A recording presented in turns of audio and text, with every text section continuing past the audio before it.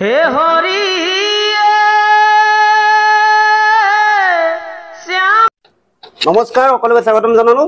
মই দীপক কুমাৰ। তো বহুদিনৰ মূৰত আৰু এটা সাক্ষাৎকাৰ অনুষ্ঠান লৈ আহিছোঁ। নিশ্চয় আপোনালোকে আজি এজন ভাল নাগাৰা নামৰ শিল্পীক দেখি সকলো আনন্দ পাব। আৰু সেয়া কোনো নহয়, আমাৰ সদৌ অসম নাগাৰা নাম সংঘৰ সন্মানীয় সম্পাদক মহোদয় নিপন দত্ত কলিতাদেৱ। আৰু এয়া আপোনালোকৰ মাজত নিপন দত্ত কলিতাদেৱ। তো জয়তে আপোনাক ধন্যবাদ জনাইছোঁ, আপোনাৰ বহুমূলীয়া সময়খিনি আজি মোক দিয়াৰ বাবে। তো ৰাইজ, তো আজি আমি নাগাৰা নাম সম্পৰ্কে বহুত কথা পাতিম। নাগাৰা নামৰ ইতিহাস বা নাগাৰা নামৰ ভৱিষ্যত পৰিকল্পনা বা নাগাৰা নাম কেনেকৈ চলি আছে, এই সকলো কথা আলোচনা কৰিম। এয়া আমাৰ মাজত মই নিপন দত্ত কলিতাদেৱক উপস্থিত হৈছোঁ। দাদা, আৰম্ভণিতে আপোনাৰ খবৰ? খবৰ ভাল। ৰাইজৰ আশীৰ্বাদত, তোমালোকৰ সহযোগত সুন্দৰভাৱে চলি আছোঁ। ৰাইজেও মৰম দিছে, ধুনীয়াকৈ চলি আছোঁ। নাগাৰা নাম পৰিৱেশন কৰি আছে? হয়, যোৱাটো পৰিৱেশন কৰি আহিছোঁ। নাম চলি আছে। হয় হয়। প্ৰতিবাদ গৰম, অলপ কষ্ট হয়, তথাপিতো ৰাইজৰ যিটো উৎসাহ, যিটো আশীৰ্বাদ, সেই উৎসাহ আশীৰ্বাদত আচলতে গৰমকো গৰম বুলি ভবা নাযায়। হয় হয়। নিজৰ গোটেইখিনি 100% উজাৰি দিয়াৰ চেষ্টা কৰা যায়। অনুষ্ঠান চলি আছে। নিশ্চয় নিশ্চয় ভাল লাগিব, যিহেতু নাগাৰা নাম আৰু নিপন দত্ত কলিতা এটা মুদ্ৰাৰ ইপিঠি সিপিঠি। আমি যিহেতু এটা আজি অনুষ্ঠানটি নাগাৰা নামৰ সম্পাদক হিচাপে আয়োজন কৰা হৈছে।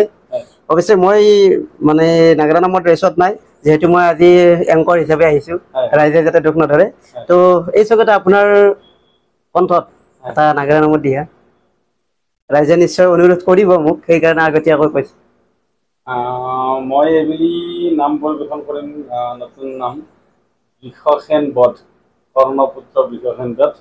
নামটো এতিয়াও মই কোনোদিন আখৰা কৰাই নাই, নামটো জাষ্ট আনিছোঁ। নামটো লিখক হ'ল নলবাৰী কয়াকুছি নিবাসী সন্মানীয় অকণি ডেকাদেৱ।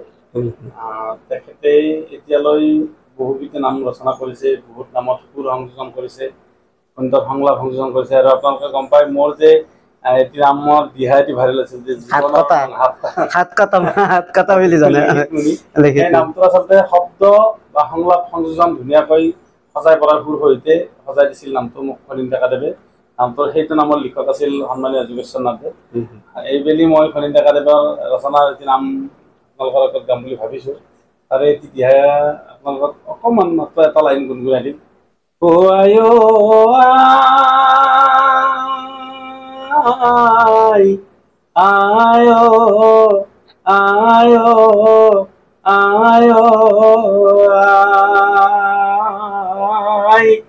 অৰ্জুনৰ বানে বুকুত বিন্ধিলা, অৰ্জুনৰ বানে বুকুত বিন্ধিলা, বিষে প্ৰাণ ফাটি যায়, বিষে প্ৰাণ ফাটি যায়। আয়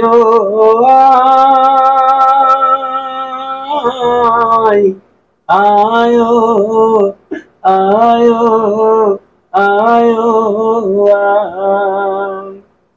বঢ়িয়া বঢ়িয়া, এটি মন প্ৰকাশ সুৰ এটি শুনিবলৈ পালোঁ। আচ্ছা দাদা, এই চেগতে মানে মই হয়তো জানিব বিচাৰিম, দৰ্শকৰো অনুৰোধ, আমাৰ আহ্বান আহে কেতিয়াবা সম্পাদকৰ মুখৰ পৰা দুই এটা কথা শুনিব বিচাৰে। তো নাগাৰা নামক লৈ আপোনাৰ সপোন কওকচোন।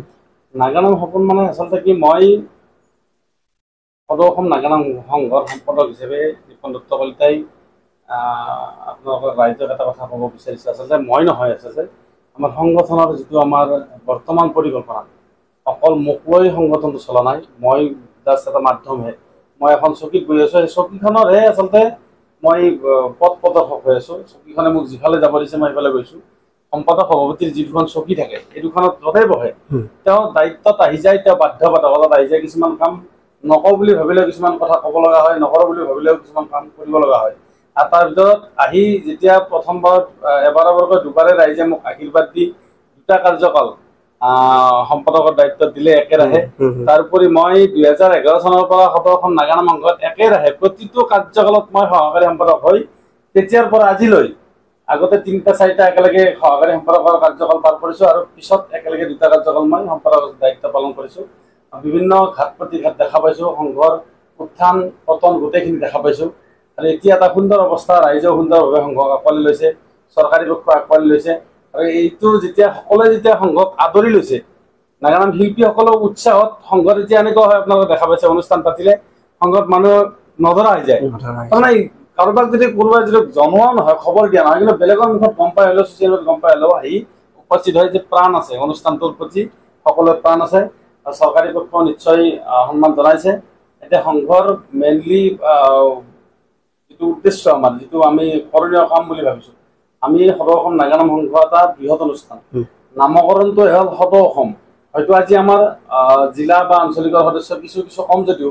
এটা সময়ত লাহে লাহে আগবাঢ়ি গৈ আছে আপাৰ আচামৰ ফালেও গৈ আছে দুটা এটা নামৰ দল তাতো সৃষ্টি হৈছে এতিয়া বিতৰ্কই কিছুমান বস্তু আচলতে শুদ্ধ ৰূপত আনে আচ্ছা মই মাজতে প্ৰশ্ন এটা কৰিম এই বৰ্তমান সদৌ অসমত কোন কোন জিলা আহিছে জিলা বুলি ক'লে আচলতে কি বিভিন্ন জিলাই আছে তাৰ ভিতৰত একদম সক্ৰিয়ভাৱে থকা জিলাকেইখন হ'ল বৰপেটা জিলা কামৰূপ জিলা নলবাৰী জিলা বাক্সা তাৰপিছত আপোনাৰ গুৱাহাটী মহানগৰ দৰং এনেকুৱা আছে বহুখিনি আছে একদম সক্ৰিয় আছে তাৰ বাকী কিছুমান জিলাত হয়তো দুটা এটা দল আছে বা সংগঠন বেছি শক্তিশালী হোৱা নাই এতিয়াও লাহে লাহে হ'ব গৈ আছে য'ত শুনি সুখী হ'ব ৰাইজে যে তিনিচুকীয়া ধুবুৰী বা বিলাচীপাৰা এইবিলাক ঠাইতো মোটামুটি এতিয়া নামৰ দল সৃষ্টি হৈছে গতিকে এইটো ভাল লক্ষণ এটা এইটো সনাতনী সংস্কৃতি যিটো আমাৰ নাগানাম সেইটো লাহে লাহে প্ৰচাৰ হ'ব ধৰিছে এতিয়া আমাৰ উদ্দেশ্য হ'ল আমি সদৌ অসম নাগানাম সংঘৰ এখন আপোনালোকসকলে গম পাই বিদ্যালয় স্থাপন কৰিছো বিদ্যালয়ত এখন পাঠ্যপুথি বিভিন্ন জ্যেষ্ঠ ব্যক্তিসকলৰ পৰা সমল যুগুত কৰি এখন পাঠ্যপুথি যুগুত কৰা হৈছে আৰু এই বিদ্যালয়খনত আমাৰ পাঠ্যক্ৰম 3 বছৰীয়া হ'ব আমাৰ প্ৰথমা মধ্যমা আৰু বিশাৰদ 3 বছৰীয়া পাঠ্যক্ৰমৰ সম্পূৰ্ণ হোৱাৰ পিছত আমি এতিয়া লাগি আছো চৰকাৰী পক্ষৰ লগত যে যিকোনো প্ৰকাৰে আমাৰ যিখন ডিপ্ল'মা চাৰ্টিফিকেট হ'ব এইখনত যাতে চৰকাৰী চিলমোহৰ থাকে আমি লাগি আছো সফল কিমান হওঁ নাজানো আজি প্ৰথম পদক্ষেপ আজি 40 বছৰ 41 বছৰ আগতে সংঘ জন্ম হৈছিল যদিও তেতিয়াৰ পৰা জ্যেষ্ঠসকলে কিবা কিবি আগবঢ়াই নি আছিল আৰু এতিয়া আমাৰ যুৱ চামৰ হাতত যেতিয়া আহি পৰিছে আমিও লাগি ভাগি কিছু কিছু আগবঢ়াই নিছোঁ এতিয়া আমাৰ উদ্দেশ্য যিটো যে চাৰ্টিফিকেটখনত আমাৰ যাতে চৰকাৰী চিলমোহৰ লাগে আৰু ভৱিষ্যতে এইখন চাৰ্টিফিকেট যাতে ডাঙৰ কামত আহে এইখন যাতে চৰকাৰী নথি পত্ৰৰ দৰে আমাৰ এখন নথি পত্ৰ হয় এখন চাৰ্টিফিকেট হয় আৰু এতিয়া বৰ্তমান স্কুল আৰম্ভ হৈছে আপোনালোকে গম পায় ৰাইজৰ সহযোগ লাগিব আমি বাৰু স্কুল সম্পাদনা কৰিলেই নহ'ব হয় আমি সম্পাদক হৈ আছোঁ স্কুলখনৰ সম্পাদক মই মোৰ লগত সভাপতি আছে সন্মানীয় ৰামচাৰ ভৰালীদেৱ তেখেত স্কুলখনৰ সভাপতি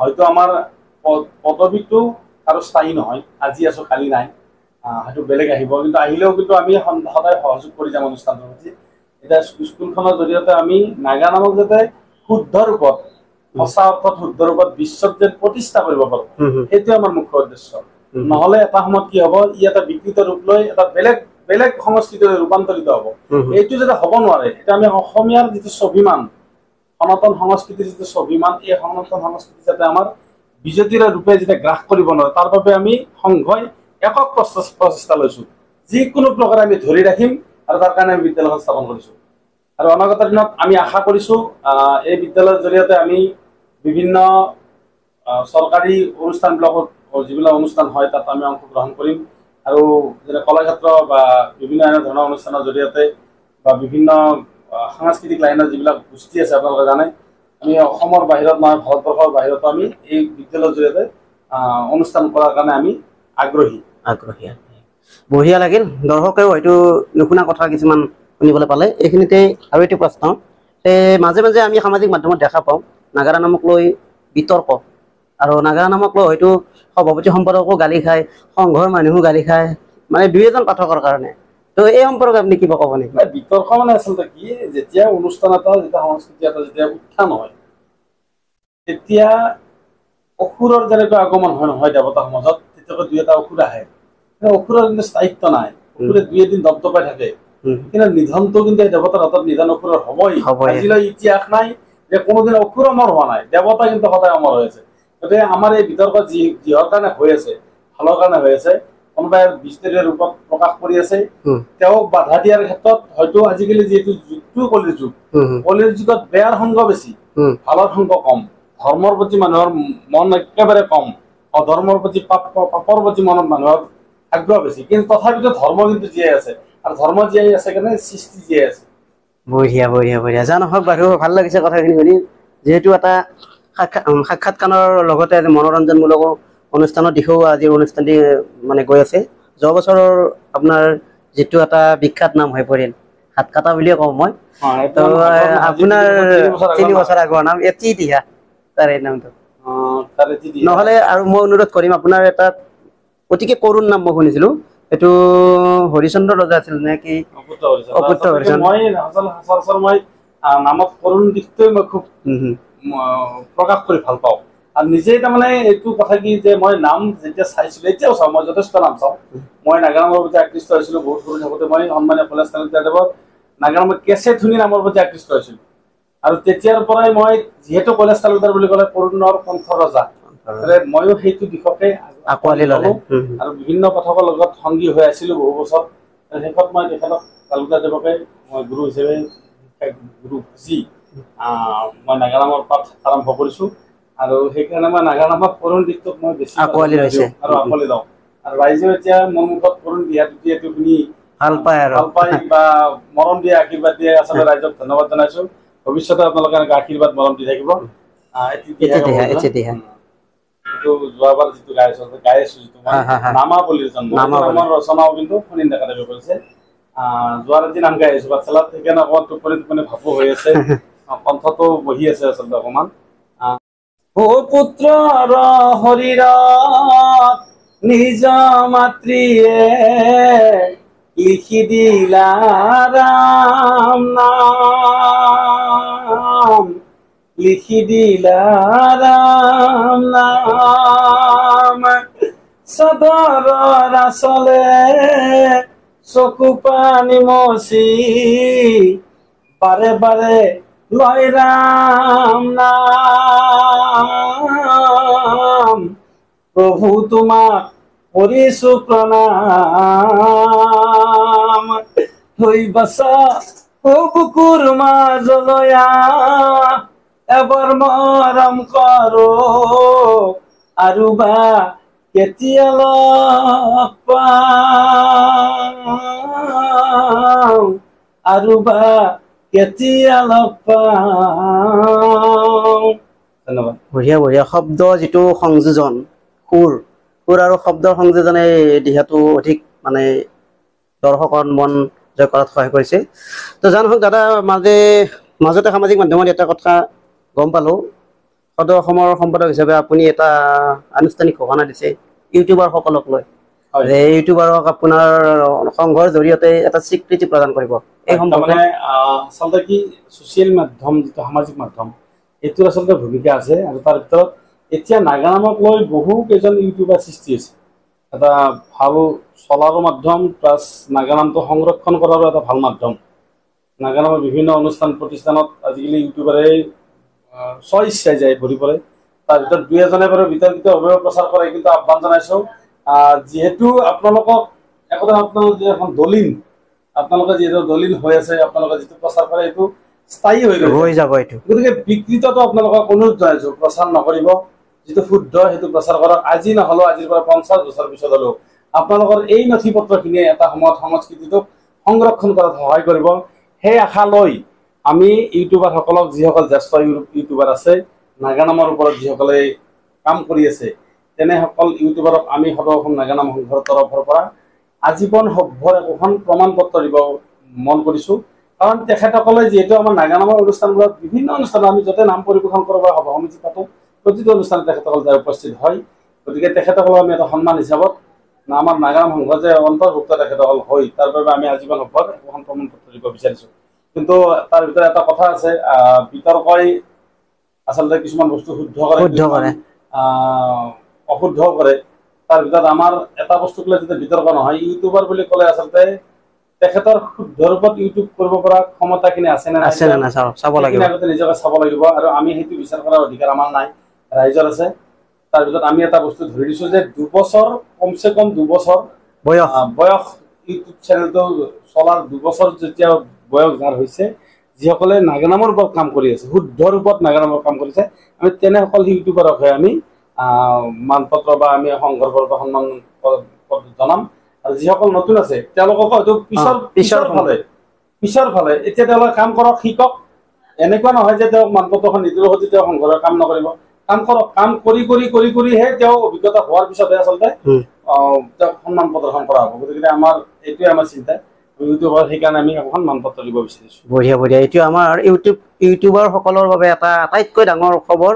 আৰু এই মুহূৰ্তত আপোনালোকে এটা কথা গুৰুত্ব দিব লাগিব, আপুনি নহয় ময়ো গুৰুত্ব দিব লাগিব। মই ইউটিউবতো আছো বা নাগাৰা নাম জগততো আছো। আমি ভাইৰেল হওক বুলিয়ে যি টি ভিডিঅ' আমি আপলোড কৰি দিম। আজিৰ পৰা 20 বছৰ পিছত দেখি হ'ব নাগাৰা নাম এয়া নেকি, এনেকুৱা এটা অপসংস্কৃতি আহিব। গাখীৰ বগা কেনেকুৱা বোলে বগলী দৰে, এনেকুৱা যাতে নাগাৰা নামটো বগলী দৰে হৈ নাযায়, গাখীৰ যাতে এনেকুৱা বগলী দৰে বেকা হৈ নাযায়, তাৰ বাবে আপোনাৰ বিকৃত ভিডিঅ' কোনোদিনে অনুৰোধ জনাইছো, সদৌ অসম নাগাৰা নামঘৰ মজিয়াৰ পৰা অনুৰোধ জনাইছো, নাগাৰা নামৰ বিকৃত ভিডিঅ' কোনোদিনে আপোনালোকে আপলোড নিদিব। আপোনালোকৰ ব্যক্তিগত হয়তো আজি লাভ হ'ব, কিন্তু এটা সময়ত সংস্কৃতিৰ ক্ষতি হ'ব।